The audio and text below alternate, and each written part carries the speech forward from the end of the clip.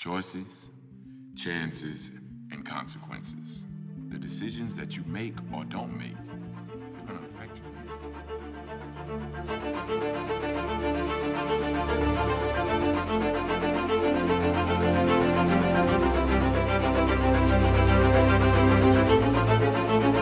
What controls you, courage or fear?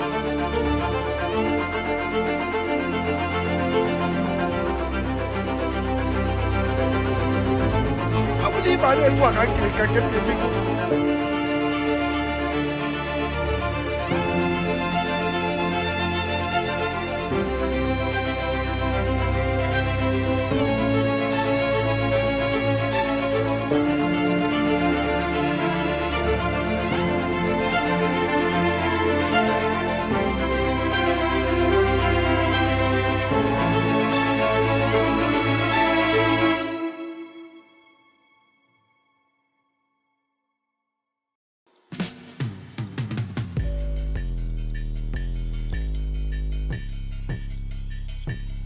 What's up? It's your girl, Falashade Okenmoken, the owner of Unscripted TV.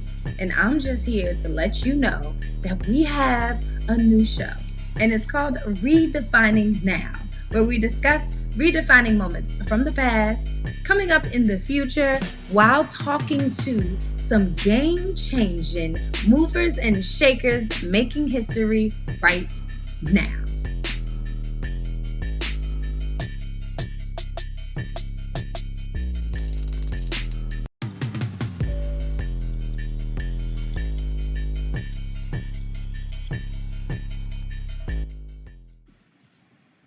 All right, let's see. We are getting started. I'm having a little bit of a technical difficulty, so what we're going to do right now is we are going to run back those great reels of the shows that we have coming on, and we're going to check out some new shows that will be coming up. And then I'll be right back with you. So, see you in just a second.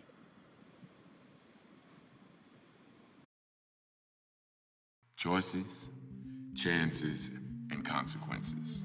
The decisions that you make or don't make, they're going to affect your future.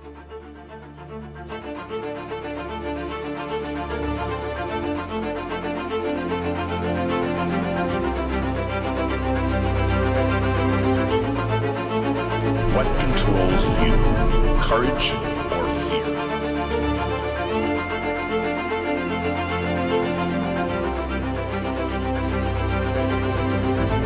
I believe I know what I can get this.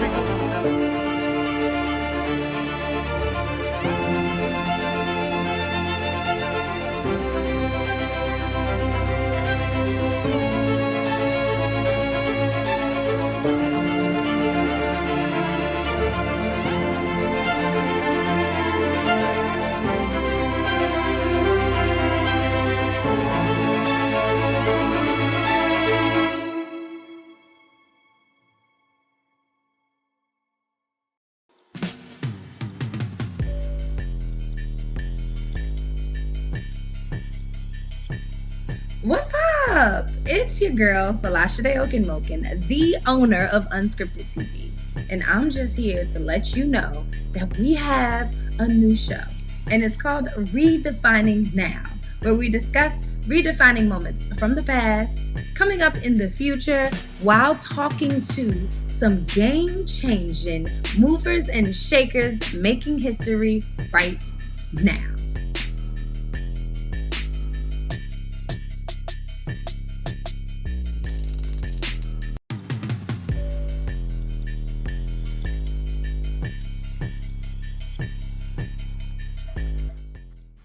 Okay, all right. Let me see what's going on the unscripted side. I see it's up and running, so we're going to get this show rolling. Welcome to Redefining Now, where we discuss current events, trends, and influential people across the diaspora and in that order. I'm your host, Falashade Okenmoken, the creator of Unscripted TV, which is an interactive cinematic experience bringing you amazing Black content in an immersive way. If this is your first time joining us, thank you, and welcome. We're going to be doing this every Tuesday at 8 p.m. So if you're interested in taking part, please feel free to connect with me via the email address, which should be right below. And if you're viewing this on YouTube or Facebook, head on over to www.unscripted.tv where you can get the full experience. There's a live chat and interactive capabilities, and we really can't wait to see you there. As a matter of fact, let me check on what's going on over there. Let's see. All right, so we got Teresa in the chat who's checking on people, seeing how they're doing. And she's asking them, tell us what was your redefining moment of the week. So let's see what some of people's redefining moments were from the week while we just make sure everything is good. Because, let's see.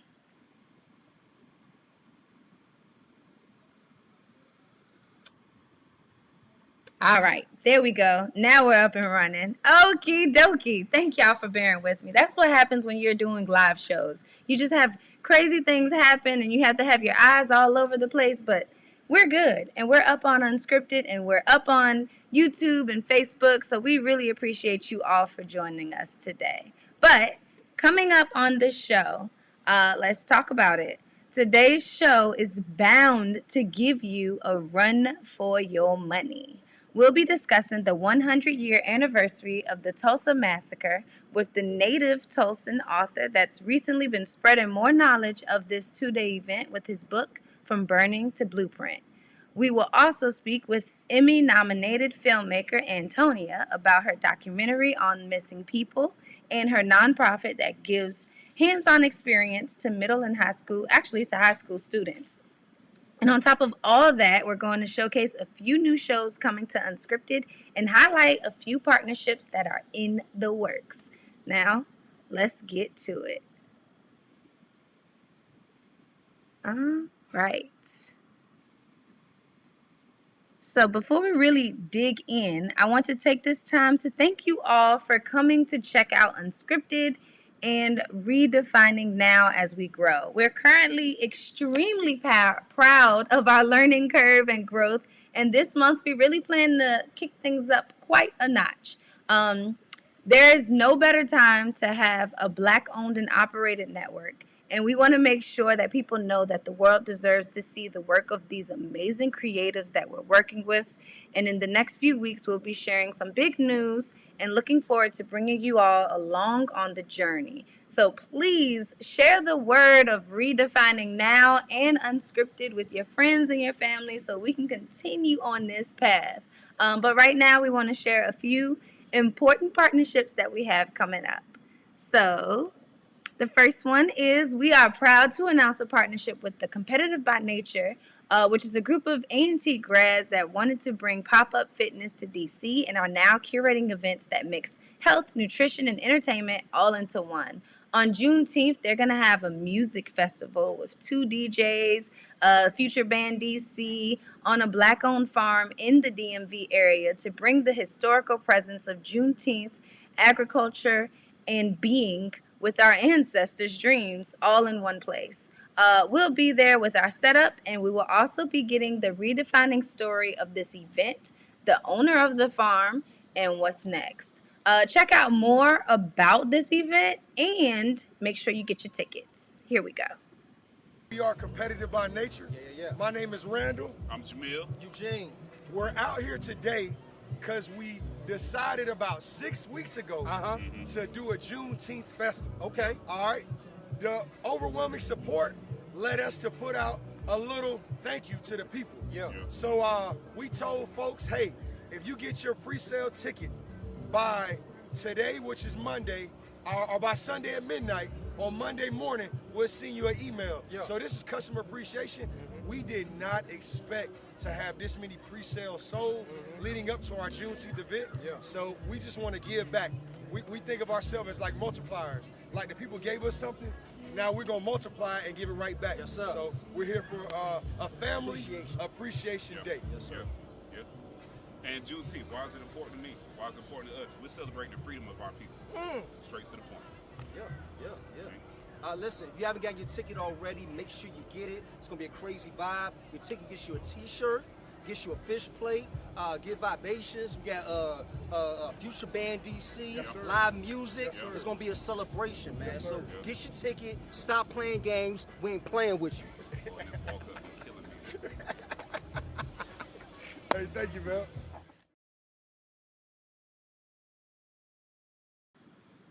All right, so if you are in the DMV area, that was Competitive by Nature. Those are the three brothers that started that group. Again, they have a Juneteenth event that's coming up. Your tickets will get you a t-shirt, food, libations. You'll have a really great time, but also you'll be in tune with what's happening on Juneteenth. And if you don't know what Juneteenth is, then this is definitely the time for you to learn about it. You know, we're going to do a special episode of Juneteenth for Redefining Now, so definitely get ready for that. But June really seems to be a super hot month for Black history.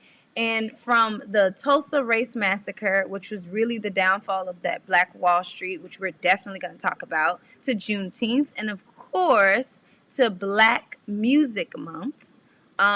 We will have a few more announcements to share, especially honoring Black Music Month. But in honor of Black Music Month, we do have a new show that's rebooting on Unscripted on June 18th and every Friday after. Here is the trailer for Reno KOQ's Tragedy and Triumph. I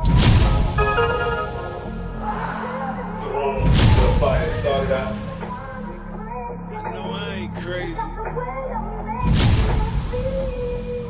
Yeah. No love for whoever's standing in the way. If off the mall, we all gotta win a day. I ain't perfect, cause even though I sin, I pray. I'm a man of my word, I mean what I say. Anything that I do going forward is for you. Alright, I know that was a really quick trailer, but listen, I love this show. It's a docuseries about an up-and-coming rapper in New York. He's talking about his life coming up as a rapper. He also went to Howard. He's a new father, but then he also lost his grandmother, who is the person who really raised him, in a fire. And oh my gosh, you just have to watch his docuseries because it's deep, and it's a part of the redefining narratives that we need to spread and that we continue to search for so that we can share and elevate our people. So definitely check that out. June 18th on Unscripted. It's rebooting. I love that show. You should definitely check it out. I love all our shows. But yes, okay. And we are also excited to announce a partnership with Blocal, the Black-owned business directory with over 20,000 downloads. We will discuss more about this partnership on Thursday, but for now, I just want you all to learn more about them, more about the founder, just so you can really get your thoughts on what you think our partnership is going to be. It's definitely going to be big, and we're going to talk about it on Thursday, but please learn more about Blocal from Markeisha. Hey y'all. Okay, so I have a question. Who's looking to support Black-owned businesses? Everybody? Good. I have the perfect thing for you. Blocal Search is a nationwide directory and app for Black-owned businesses. So that means you can find businesses across the entire country, especially local to your area. So visit our website today at www.blocalsearch.com and make sure you download the app. Visit the Apple App Store and the Google Play Store to get started today. Remember, we can make a difference together and be the change that we want to see.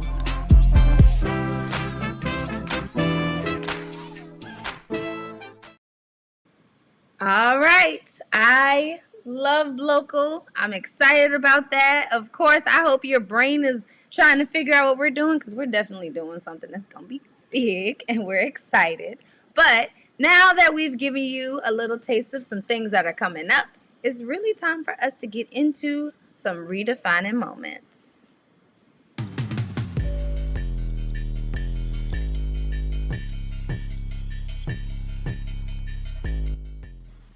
All right. Redefining moments is when we discuss moments in time that will affect our community or that already are. Today is the 100-year anniversary of the mass murdering of well-off black community in Tulsa called the Greenwood District. This community was filled with barbers, banks, churches, movie theaters, and restaurants that were all black-owned and prospering. On May 31st, 1921, an angry mob of white people came in and destroyed the community, burning down houses, businesses, and whole blocks. They say over 300 people were killed, but till this day, all the bodies have yet to be found, and it's believed to have been an even larger number. We're joined today by Kevin Matthews, a top 100 financial advisor focused on teaching public investing and generational wealth. He currently shared a few posts that gave deep insight on the unveiling of the Tulsa Massacre, and he is here to just share even more with us today. So I'm excited to bring him on and to discuss the importance of Tulsa in our redefining moment, which will help us to create a stronger future. So please, everyone, welcome Kevin onto the show. Hi. Thank you for having me. Hey. Thank you for coming on. I literally just reached out to you like last night. I was like, look, this is amazing. I don't know what to do. We got to get you on. So I'm just really glad that you were able to be on here because I'm excited to just have this conversation with you. Absolutely. Thank you. It's a conversation that we need to continue to have. Absolutely. So my first thing, and I'm sure that there's so much information that to this day, my dog is playing with a water bottle under me. I'm sure that there's information that to this day that you're still learning as well. But one of the things that popped in my head is obviously this was a big deal that happened 100 years ago. And it took a long time for us to finally even start to research and dig into it. So how do we celebrate this? Like did you go to back home to Tulsa to celebrate? Like what are things that people do to celebrate the memory of it? Yeah, so for us, so yes, I am back in Tulsa, Oklahoma. My entire family is still here. I do live currently in Raleigh, which there in Durham, there was a separate Black Wall Street there. So definitely an interesting connection for myself personally. So yes, I'm back in Tulsa, Oklahoma, and it's definitely both a celebration and a commemoration at the same time because obviously there was a tragic event that happened 100 years ago, but there's also new hope, and there are things that we want to celebrate and continue to grow because we are still here. And for me, it's been from writing the book to being here and just experiencing and learning, it's been a very, very interesting journey because I grew up on Greenwood Avenue. My family is a descendant. We have one of the descendants in our family, and there are so many things that you did not learn being here. In fact, 83% of Oklahomans did not know the event occurred, and it shows you how deep of a secret that this was and how many things are still yet to be uncovered. And it's crazy that you brought that up because I'm from Richmond, Virginia. So I used to live in the historic Jackson Ward, which they also had considered to be a part of a Black Wall Street. So just to hear about all of these prospering neighborhoods that got dismantled, and obviously the one that happened in Tulsa was the most physically violent, but there have been so many different ways that they've been able to just dismantle these amazing communities that we were building and that we were working with. So one of my questions is, with all of that, look, you gave me so much good. I'm already okay. No. So with the ability to access and share the information about these events with like little or no effort now, do you think that it's possible for us to rebuild these Black Wall Streets now, or to have them prosper the same way again? Yeah, I definitely think that it's possible to rebuild Black Wall Street. And I think that was one of the important points that I made in my book. And that's something that I wanted to make sure that I emphasize because as someone in the finance space, I wanted to say, look, every book I've ever read up until this point said this terrible thing happened. Here's what Tulsa is today. And that was it. No plan for actually moving forward. So I wanted to take the opportunity to say, from my financial background, what can we do to create generational wealth? What can we do to rebuild Black Wall Street in the 21st century? And I think that is the key phrase that's going to set us apart from what our predecessors did. Because a lot of people think that we need to go back and have physical buildings, that you need to go back and buy and own land, which is still important. However, with Amazon out there, with Walmart out there, it's very hard to recreate Black Wall Street in the same way that it was before. So we need to be nimble. We need to update that blueprint, if you will, for the 21st century. So I think that's going to mean investing in the stock market. I think that's going to mean investing in businesses on the digital front. Very similar to your channel, where it's not a physical TV station, right? You can be nimble, you can do it anywhere, you can have people from all across the country. And then obviously right now, cryptocurrencies is a very pivotal thing right now. That's decentralized. It's a place that you cannot burn down. I saw a friend of mine, you can't burn Bitcoin. And you can't, right? So we have to be flexible. And the reason why we want to be flexible is because as African Americans, we love real estate. I think real estate is important to have in your portfolio. However, Black homes are devalued at $48,000 per home at $156 billion if you combine everyone's home together. If you and I buy the same stock at the same time, we get the exact same return. In 2008, when the housing crisis hit, Black wealth saw a 50% drop. White wealth only saw a 17% drop because they had the stock market. When the stock market bounced back, African Americans at that point in time did not have stocks in the way that we do now. So being able to reinvent that the new Black Wall Street, I think we have to change our lens and make sure we're including all of these new things and all the new information that we have today. You are right. Like you were saying things, and I was like, "Ooh, you right on the money." Because we are here, so I 100% agree with you on that. And we might have to have an off-screen conversation because I definitely want to tell you about this partnership that we're building up on for Thursday. But that's great. Now you brought up your book. And obviously it's called Burning the Blueprint, and you're saying that we do have the blueprint to do this, but we have to evolve with technology and with all of the access that we have now.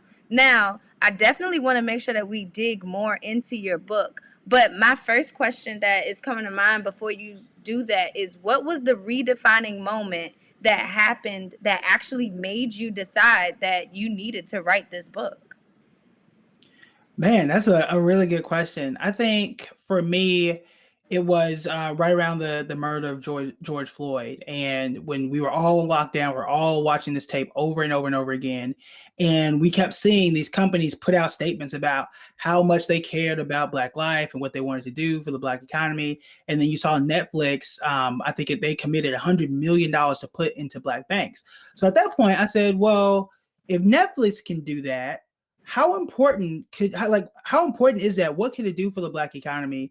And what are some other strategies that we could use right now? So I started to study on it. I got every book, every article. I got articles going all the way back to the 1800s, newspaper articles going all the way back to the 1800s that I had to pull and research to put together this project. I decided, look, I think we have an opportunity to create a plan to rebuild it and rebuild it better and different and more nimble, more difficult to take down, right? So I wanted to put that plan out there and to have people to give people a chance to build generational wealth wherever they are, and make sure that this time around the Black Wall Street can exist anywhere, that it can survive anywhere, and most importantly, it can thrive anywhere. Wow. Yes. Okay. See, and the George Floyd incident sparked so much change. Um, and rest in peace, George Floyd. I'm glad that justice was served, but we have so much more work to do, because while we were able to get great things, including your book, from that experience, we're also noticing that there's so many things that we're still missing. There's so many stories like this that are just hidden, that go uncovered, and we have so much work to do. And I have a really interesting question for you, because people were talking about that the reason why Black Wall Street was so prosperous, and not just there, but the one in Raleigh, the one in Richmond, the ones that were popping up all over, was because of segregation. So someone said that integration was kind of the the answer to calm people's nerves after the massacre happened. Do you believe that we were better off in segregation? Like what are your thoughts around this thought that people have around the whole segregation and integration thing? Yeah, I think that's a conversation that everyone has, especially at HBCU. I went to Hampton, and this is a conversation. You sit in the dorm, you be like, you know what? What happened? What if, right? So it's interesting. I think there are some cases in which, yeah, it was more beneficial because if you had a Black business, you had to go to that specific location, and that helped the entire community. In other cases, you could say that you could open yourself to a larger market. I can still have a successful Black-owned business and pull in even more people, right? For example, the Dreamland Theater in Tulsa, Oklahoma in the 1920s was so good that it obviously pulled in the Black dollar, but it also pulled in the white dollar too. So they were making money on both sides. So it really depends on how it's going to look, and what are the other options that are out there, and really take an examination. However, in Tulsa's case specifically, there are a few reasons. I think it's always about context. Context is always important around whether or not context is important about how we look at history, rather. So Black Wall Street actually did rebuild. And by 1929, it had more theaters, more action in terms of jazz music and everything than Harlem did by 1929. And the reason that Black Wall Street kind of fell back off was because of the Great Depression, not necessarily integration at that time. Black Wall Street started to rebuild back here in Tulsa up until they built the Highway 244 in the 60s, and that kind of squashed everything up until this moment right now. So you can see that integration may have played a part in it, but most importantly, it was the murder that hit first, then it was the Great Depression, then it was what they called urban renewal, which is in most cases is Negro removal. So those are the things the structural things that really hurt Black Wall Street, because here in Greenwood, they were so close knit that other white businesses that were in or near the Greenwood area felt intimidated, because Black people would tell you, nah, don't go there. You have to shop here. You need to come and shop here because it's Black owned. So that's the thing that set Greenwood apart, is that we were so well connected, and we had so much pride in spending in our own. So even if integration happened, I think had Greenwood been allowed to survive, I think it still would have been fine because of that pride. Wow. Yes. Okay. Listen, I am so excited to get this book and talk all about, like, you're giving so much energy and so much information that I'm just thrilled with all of the things that you've been able to do in a year. But from your posts, I do remember that you said it took almost 80 plus years for the memorization to begin, for the victims of this hate crime. And then you also mentioned that even the governor of Oklahoma, who is from Tulsa, actually banned teaching of the massacre this year for the 100-year anniversary. So you were talking about being well connected, and I think that it is really important that we are well connected. But how do you think that we can share this type of information now when there are systems and schools and things that are in place that are kind of keeping us from actually spreading these types of narratives? Yeah. So the governor recently signed a bill that bans what they call critical race theory. So the way the bill is worded is, technically they don't ban the teaching of the race massacre. However, when you talk about race and a race massacre, you have to use critical race theory, because the way that critical race theory is that it examines the law and how do laws affect certain communities. And it's interesting because if you have that ban, but you're trying to teach about the massacre, those two things don't mix. Why do I say that? Because within 48 hours of the massacre, the city of Tulsa, the city council voted unanimously to pass what was called Fire Ordinance 2156.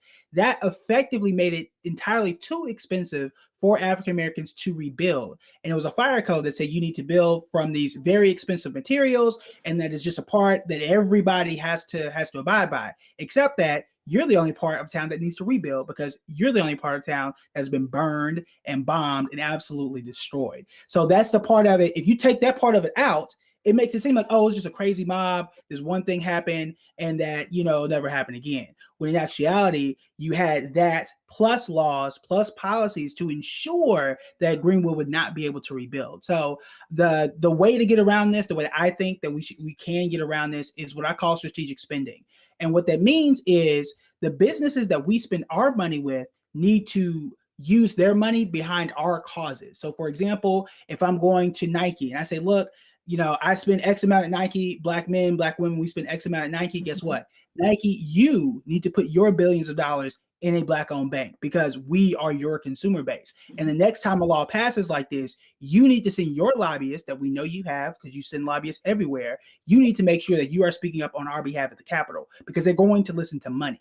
And that's the key thing. So whether it's a beauty shop, a barber shop, a Nike store, the mall, wherever that our black dollars are going, both in our community and out, they need to take our money, or that money rather, put it in black banks because that's going to hire more black people, have us to get more homes, and they need to go and lobby on our behalf for black causes.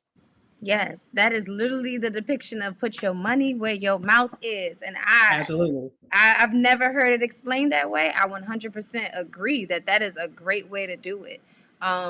Yes. Yeah, man, you out here teaching, dropping these gems. No, but okay. So something else that you brought up was the importance of media having a strong topic in your tweets. So we know that representation matters, but we also know that people have clearly tried to hide the history, as we just mentioned.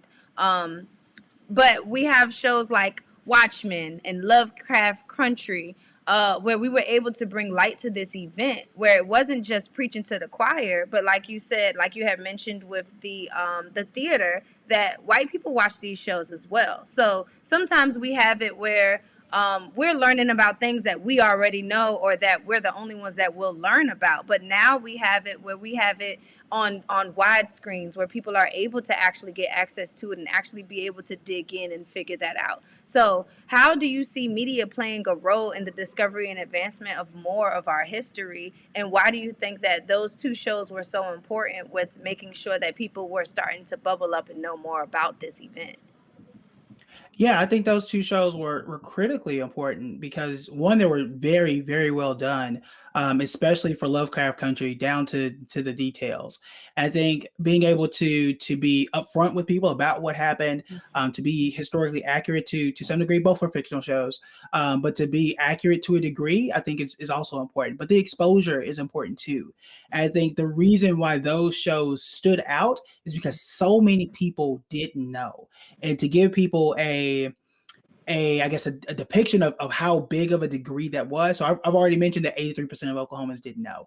However, we didn't know for really almost anyone except the survivors who were still here in Tulsa, was that it wasn't until 1995 after the Oklahoma City bombing that this was even brought up on the statewide level. The initial report did not get released until 2001. That was just 20 years ago.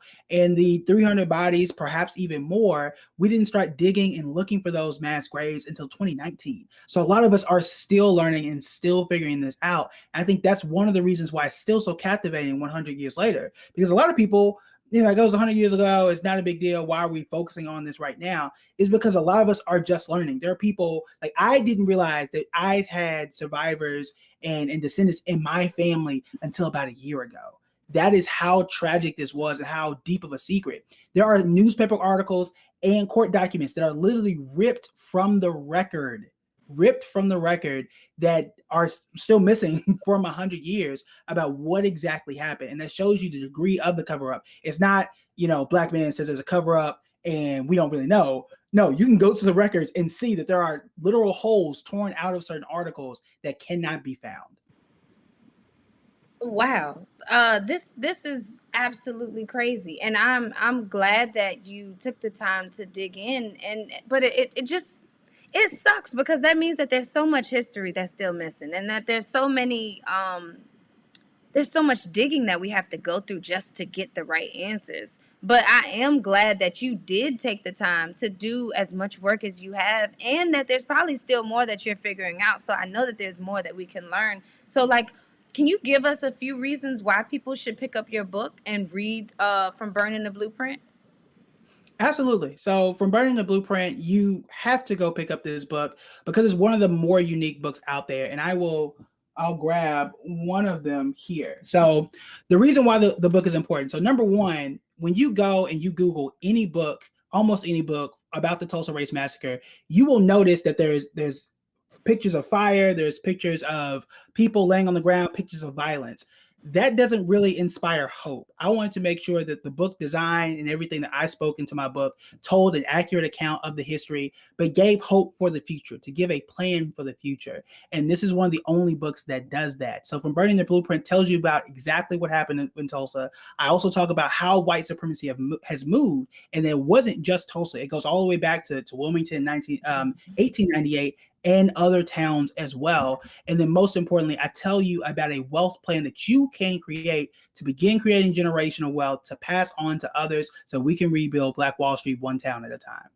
Come on with these actionable steps to actually increase the future of our whole community. I love it. Like, I am really an advocate already. I'm gonna be pushing that book like for real. So I'm really excited for you to have that.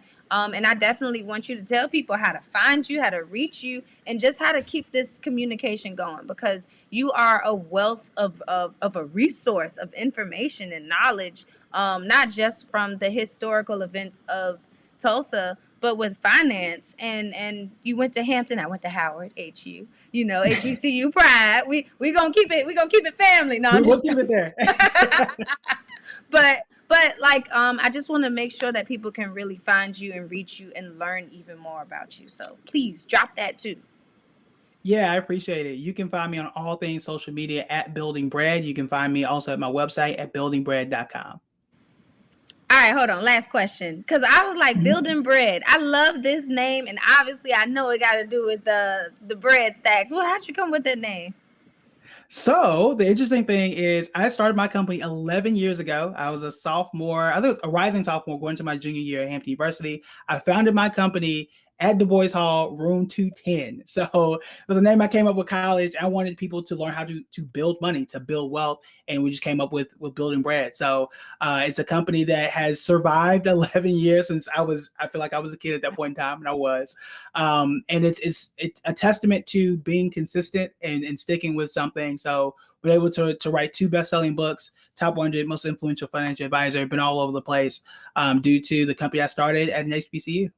All right, come on, HBCU Pride. This is a great month for that. I'm giving him a hug from Howard, because normally we have a Hampton and Howard feud, but it's all love today, because I'm really proud of you, and I'm really grateful that you're able to share all of this knowledge from Building Bread to Burning to the Blueprint. So thank you so much for joining us, and I will definitely be in touch, for real. Thank you. Thank you. All right. I really, really hope y'all heard everything that he said. And I don't think I had enough time with him, because he definitely shared a lot of information about his book. And I know for certain that there is way more that we can learn about this. This is the 100-year anniversary. So do what you can to show respect to the people that we've lost, but also to get this book to learn about how we can rebuild Wall Street, how we can prosper together. Now, I'm always doing that. Now, one of the things that is important to remember from that discussion is the fact that many of these people who were killed in the massacres' bodies have yet to be found. So they're technically considered missing people. And that is something that happens all the time in our community.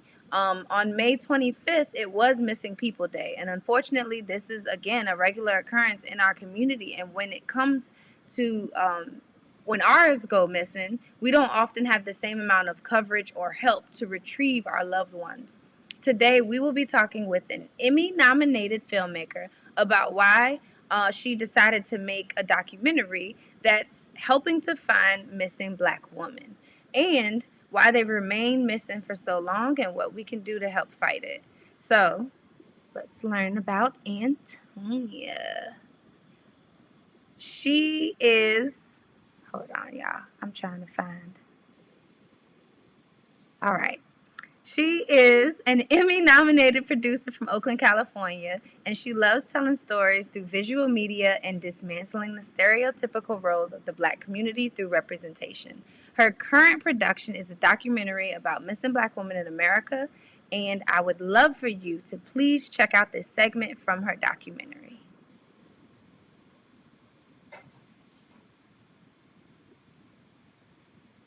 It was only a week before Christmas in 2011 when 23-year-old Phoenix Colden got into her black Chevy and drove away from her house in St. Louis County, Missouri. December 18th, 2011, a day that Goldia Colden plays over and over in her mind. It's the day her 23-year-old daughter Phoenix went missing. The Christmas tree they plan to decorate still stands in the living room.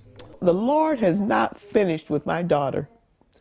I do not believe that Phoenix is laying out there in a field. I don't believe it.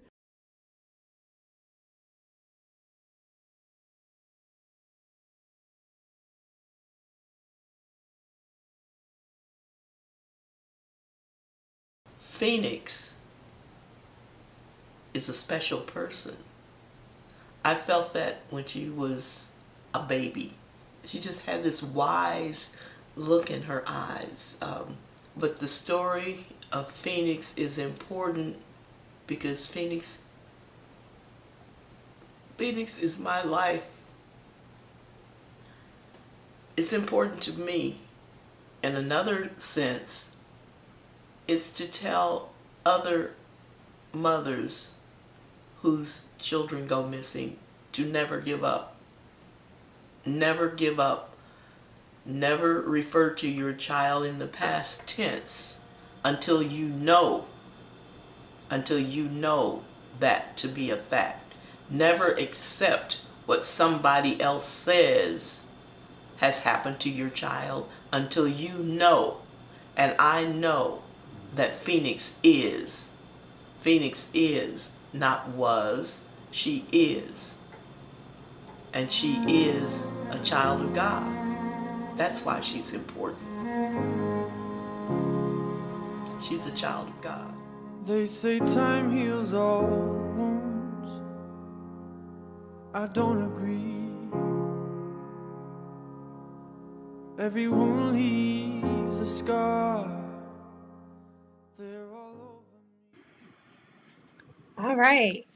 Every time I watch that, you saw me, I was all in the screen. I get emotional because I am a mother and I'm a mother to a son, but no matter what, I just can't imagine what she feels every day as she's looking for her daughter. And the unfortunate thing is that there are so many parents out there that are going through something so similar. So I really do appreciate Antonia for creating this documentary. And I know that this is actually a piece that may not be in the final, but before we get to all of that, I really just want to bring Antonia on so we can talk about why she decided to create this. So everyone, please welcome Antonia. Hello, hello, hello. Can you hear me? Yes, we can hear you. Okay, perfect. I just want to first say thank you for creating this space, for creating Unscripted. I just think that this is something that needs to happen, especially in the streaming world. So I'm just super grateful to be on this platform that you've created and to share this story. Well, I 100% appreciate that, but I promise all of this is to make sure that we have an outlet and a space for people like you, because I sit and I watch these stories because we need it. Like, we don't get to see this enough. And that's really the truth with what you're doing, because there's been shows that have started to talk about missing Black women, and I see flyers, and even recently I'm hearing about another case that's happening. But again, we don't get the same Amber Alerts, and we don't get the same recognition. So I really do appreciate you for taking that time, energy, and mental space to do this. Yeah, and we'll talk about the mental space and the mental work that takes place with a lot of the research with the film. But I guess I can just start with me starting this entire project. So I would start back to when I was in college, in undergrad. I remember the story that you just saw right now, Phoenix Colden. I remember when she, the news reports came out that she was missing. And just like many people, I saw the news report and I kind of just turned a blind eye. I was like, oh my gosh, that's really sad that this happened. But I also noticed that she was very close to my age when she went missing. And so that kind of really stood out to me. But again, like most people, I just turned a blind eye and I just kept it pushing. It wasn't until 2017, Essence Magazine and Essence Online, they did this research about all these missing Black women. And so Phoenix came up again. And I was just like, like I remember this face, I remember the story, and I remember just how big it was at that time because her mother was really, really adamant to make sure that they were going to look and find her daughter. And so I just did a quick research on Phoenix and come to find out her case was still cold. So I was still a little perplexed, like, this has been some time now. No one has really dug into this case as much. Her mother's a big advocate, but the case is still cold. And so again, just like most people, I saw the news, was in shock, and I turned a blind eye and I kept it pushing. And for me, I am such a spiritual person, and every project that I work on, I personally feel like I've been called to do it. And so as I kept going on with the motions of life, I kept seeing the name Phoenix. It was Phoenix on license plates. It was Phoenix on TV. It was Phoenix at the grocery store. One time someone just said the word Phoenix to me just randomly in a conversation. And I was like, okay, if I hear the word Phoenix one more time, like I just know that this isn't by accident. And so I, said a little prayer and I was like, okay, if this is a project that I'm supposed to do, I will reach out to her mother and see if this is something that she's interested in. Because for me, this isn't a narrative film. This isn't a film that's scripted. This is real life, real people, and families who are really hurting. So I didn't want to put myself in a situation handling all these victims in these cases if it wasn't something I wasn't going to fully invest myself in. And so that was why the hesitation came to play. But when I reached out to her mother on Facebook, I just sent her a quick email or DM. And the first thing she said to me was like, oh, no. Before I sent her a message, I wanted to confirm. So I was like, if this is the woman that wants me to do the film, I was super specific. I was like, I will see that she wants someone to do a documentary on her daughter. So I scroll on her Facebook page. And as I scroll, the mom posted like at least, I believe, a week ago saying that she needs someone to do a story about her daughter. And that's when I DM'd her because I thought that was confirmation. And she was like, yes, please. Like, can you do this story? We need someone of color to really tell the story correctly. And from there, we just built this connection and trust. And I've been, speaking with her family on and off since 2017, 2018. So the video you saw, the recent one of her mother, Goldia, that was when I visited them in Anaheim, California. And I shot that short piece, which was just a small little piece that I was using for funding to complete the film. So it's been a journey. It's a lot of mental work. There's days when I'm doing research, I literally get sick to my stomach. I'm crying tears of just defeat, sadness. Like it's depressing, and it's not something that is fun. It's not something that you just want to dive into. It's a lot of grunt work. So, yeah. I can only imagine because you are, I mean, being an entrepreneur, being a filmmaker, a creator, that is a lot of work. But when you are focused on something that also has to deal with somebody else's trauma and their pain and the possibility of whatever could have possibly happened with their loved one, because I don't want to put anything out there as if that is what it is, then it gets painful. So I can only imagine. So obviously you seeing Phoenix everywhere was your redefining moment that kind of led you to do this work, and that you've had this journey since then. Has there been any redefining moment that happened during the actual creation of the final documentary that that you hold very dear to your heart as well? You know, I would say this conversation is definitely a redefining moment. This conversation and conversations I've had with friends, but I think that the documentary first, it's not completed yet. It's not done because there's still a lot of research, and I really, really want to make sure that I'm very detailed oriented when it comes to the numbers. So during this entire call, I won't be mentioning the numbers of cases because it changes every year. But I would definitely say this conversation is a redefining moment because it really sparks the urgency of why this film needs to be put out there and the education behind it. I feel that you know, Black women, we hold up so much in this in America and the world, and we don't have any sort of shine at all, especially when it comes to missing persons. And I just feel like the story needs to be told. It needs to be told now. People need to know about it. People need to care about it. I feel like that's the reason why it's not really in publicity at the moment. But I think that the more people see the cases, it redefines and reconfirms why this story needs to be told. I 100% agree. And you recently talked about your mental work that you put into working on this film. I'm definitely interested to know how you got through that to still continue, because I'm certain that there were times when you were like, I'm done. But like how did you get through that to continue to still do this? It's the cases. It's seeing new cases every single year, every month. It's seeing that there's parents out there who don't know where their child is. Like, do you know how scary that is to wake up every single day and you don't have a clue what they just disappeared off the face of the earth and no one is supporting you? You know, the police who's supposed to be there to protect you doesn't care. They're not doing their due diligence.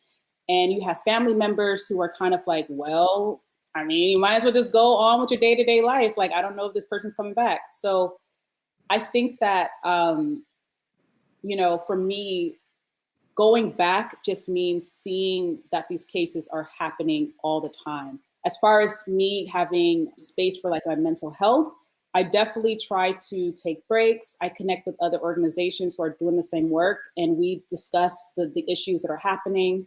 But I definitely feel that with the heaviness of this topic, I try to take as much breaks as I can while still doing the work, because the work still needs to get done. So I feel honored to be able to have the resource to do this film. But at the same time, I am human and a Black woman. So I know that I can't push myself to the full extent, knowing that I'm the person directing and producing this film. So it's just been a balance, really. I can only imagine, but I'm sending you whatever positivity and vibes and all that we can. But before we get into how people can support you in the rest of this creation of your film, and even when you get ready to distribute and share it, I did want to touch on one more thing, and that's that we are, like, you are creating a film where we can, or a documentary where we can kind of bring light to the fact that we have so many missing people out there, missing girls out there. Um, are there steps, or are there organizations or next steps to try and figure out how to protect us, or how to like, is the focus right now just on missing persons, and then later on maybe somebody else will be inspired to figure out how to protect us? Like, what's your thought process with that?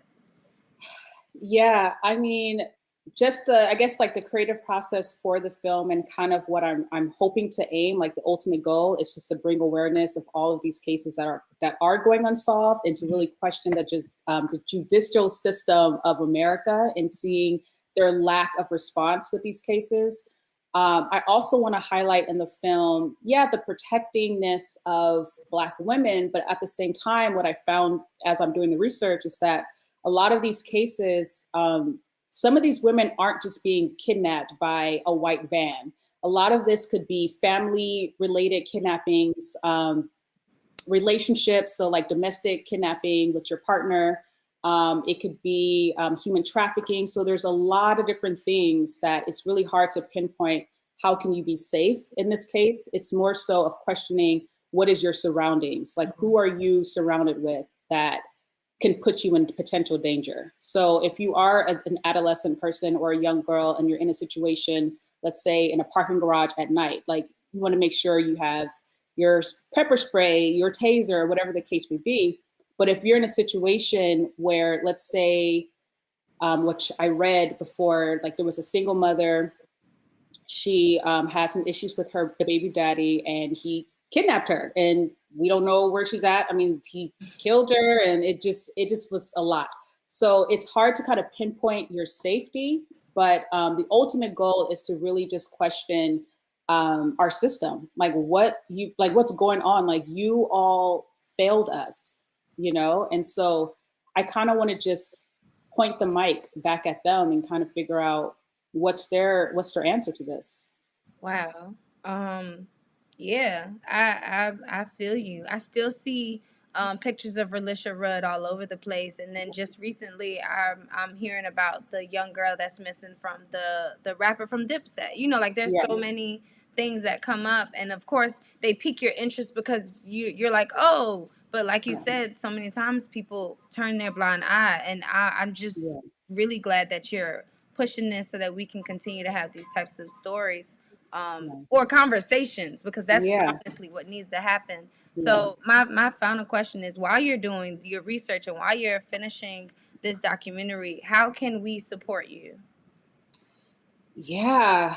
I mean, a lot of ways. If you see a missing person, please share it on all social media, talk about it, let people know in your circle what's going on.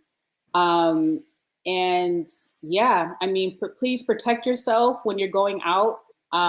Make sure you're looking at your surroundings. If you know anyone who has a story, like any victims that have a story that they want to talk about and share, like definitely send them my way, let me know. But I think most importantly, if you see any person that's missing, because we see it all the time on social media, please share. One share can really save a person. So that's the biggest ask that I can mention right now. Just share as much as you can. Absolutely. And on the last screen that we just had her up, I'm put it up again. It showed her social media so that you can be able to find her as well. But we really appreciate you. Do you have any expectation of when you think that you'll be done? Yeah, we're working through it. So let's hope for next year, but I don't like to put a date just yet because this is an ongoing project. Right. But let's just, well, I'll put that out there once it's ready. Okay. No, that sounds good. Just keep us updated. And if you have any other moments when you feel like we need to have a discussion, like we can put something together. So we 100% appreciate you. And I want to, because I know we're getting close on time, but I want to kind of spin it around and just let people know that while you are working on this, that you are working on other stories and other ways that people can actually share their stories. As well as being Emmy nominated for your show, you also do have a really dope nonprofit that we want to highlight. So I'm going to kind of share some information about Real Oakland with everyone. Actually, I'm going to keep you on the screen. Might as well. So Real Oakland is an immersive virtual program that allows high school students the opportunity to produce a short film as a crew. The goal is to inspire the next generation of filmmakers to have fun while producing content that will shape tomorrow's leaders, one camera at a time. Is there anything else that you want to share about Real Oakland and why you started it? And then we'll run your promo video for it, and then we'll be off of here. Yeah. Thank you so much for reading that. I would say that Real Oakland is a program that I wish I had in high school. And so I really try to allow students of color to know that they have access to film and animation and documentary practices.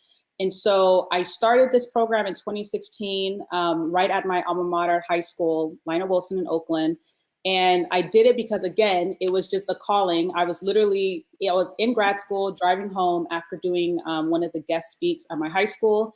And it was just this pulsating feeling of, you need to start a program there.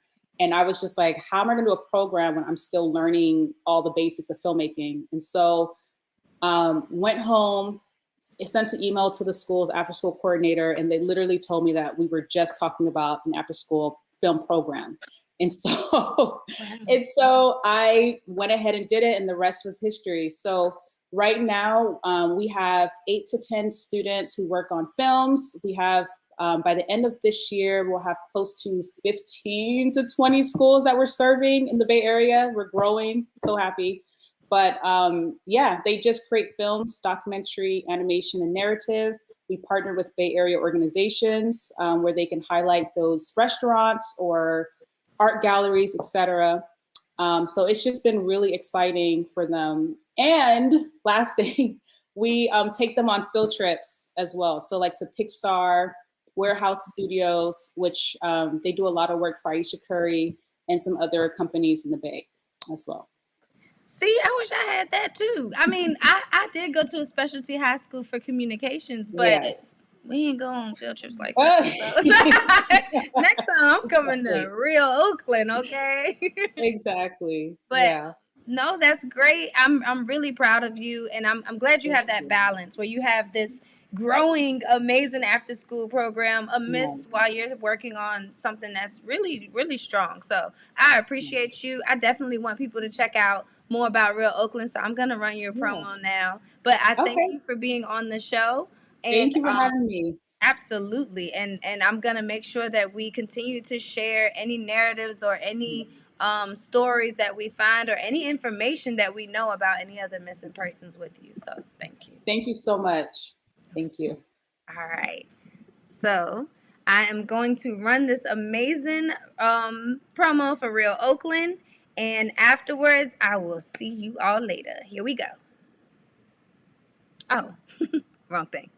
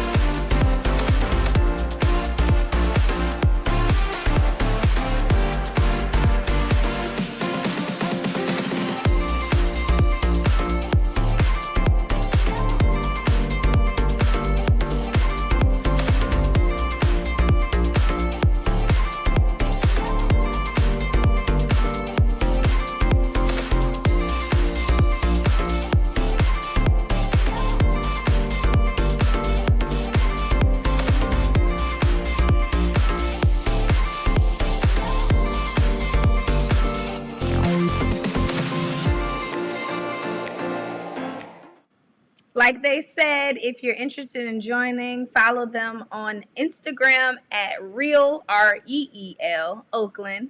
It's a great program. I wish I had it when I was growing up. But also, if you know a nonprofit that deserves some shine, please send them our way because we would like to highlight as many amazing nonprofits that focus on the Black community or that are created by amazing Black founders. Thank you all for tuning in. I really do hope that you were inspired and that you're able to use your redefining moments in life to redefine your narrative. Don't forget to check out the live announcement that we'll be having on Thursday with Bloco. Be sure to celebrate the 100-year anniversary, or to make sure that you pay respects to our history of the things that we've been through in this community. And if you do know of anyone that is missing, or if you see something, say something and share it with Antonia so that she can continue to build into this documentary that's really going to redefine how we find missing Black women and things that we'll be able to do in the future to make sure that we know what to do and how to protect ourselves. We have a few new shows that will be coming on. Black Men Cry 2 will be airing on June 9th.